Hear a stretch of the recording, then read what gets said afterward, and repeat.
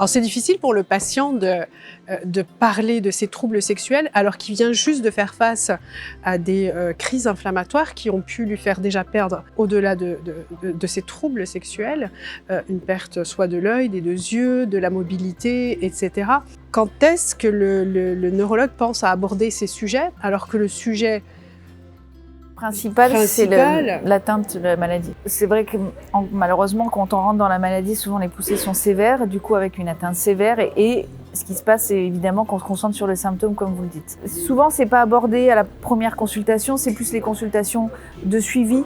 Où on va aborder cette question parce que c'est là où on va aussi aborder les troubles urinaires, la constipation, enfin tous les symptômes invisibles associés à la maladie. Et le patient, par chance, des fois, il peut récupérer plus ou moins bien et moins ciblé sur la principale problématique qui est le déficit qui lui est arrivé brutalement. Et du coup, il y a tous les autres symptômes à chercher. Donc, souvent, dans la NMO ou dans la sclérose en plaques, ces symptômes sont recherchés aux consultations de suivi.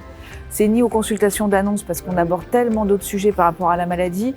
C'est pas à ce moment-là qu'on va souvent, sauf si le patient les aborde, évidemment, on va en discuter.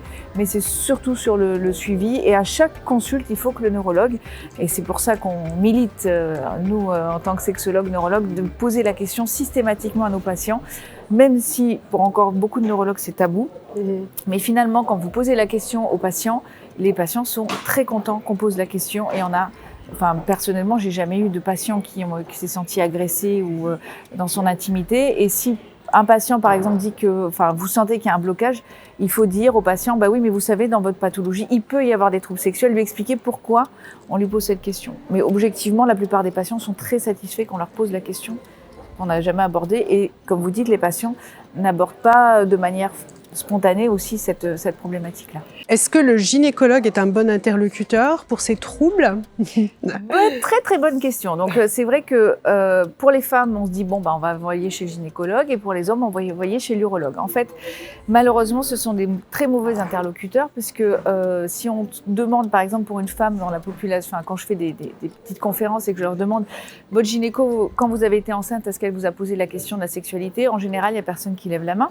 Et les urologues, même s'ils prennent en charge les dysfonctions érectiles, ils n'ont pas toujours la formation sexologique, la majorité ne l'ont pas, et du coup n'expliquent pas assez aux patients. Or, la prise en charge sexologique, il y a énormément d'éducation pour le patient. Il y a plus de 50% de la consulte qui est dédiée à expliquer les choses aux patients. Parce que l'explication, même sans traitement, a un effet.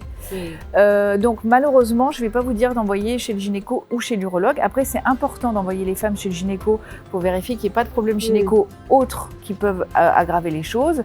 La ménopause, s'il faut la prendre en charge, une sécheresse vaginale. Voilà, faire un examen gynécologique, c'est important, mais c'est rarement la gynécologue qui va prendre en charge les troubles sexuels. Et pour l'urologue, c'est exactement la même chose. Donc si on a la possibilité dans un centre d'envoyer les patients en sexologie en consultation spécialisée, c'est le mieux. Dans les centres CHU, c'est gratuit, entre guillemets. Par contre, c'est vrai qu'en ville, les sexologues sont payants. Et il faut faire attention, n'importe qui peut marquer sexologue sur sa plaque actuellement, c'est pas bien sectorisé. Il faut qu'il ait un DIU de sexologie pour être sûr qu'on l'envoie chez la bonne personne. Docteur Brech, il existe beaucoup de spécialistes comme vous qui sont à la fois neurologues et sexologues. Alors on n'est pas beaucoup, il n'y a pas beaucoup de neuros qui s'intéressent à cette question, de plus en plus. Tout de même, il y a beaucoup de rééducateurs. C'est plus les rééducateurs en général qui ont cette double casquette. Et à ma connaissance, en France, on doit être trois à avoir cette double casquette. Mais les rééducateurs, par contre, l'ont beaucoup. Merci beaucoup, Docteur Brech. Merci de nous avoir répondu. Avec plaisir. Merci.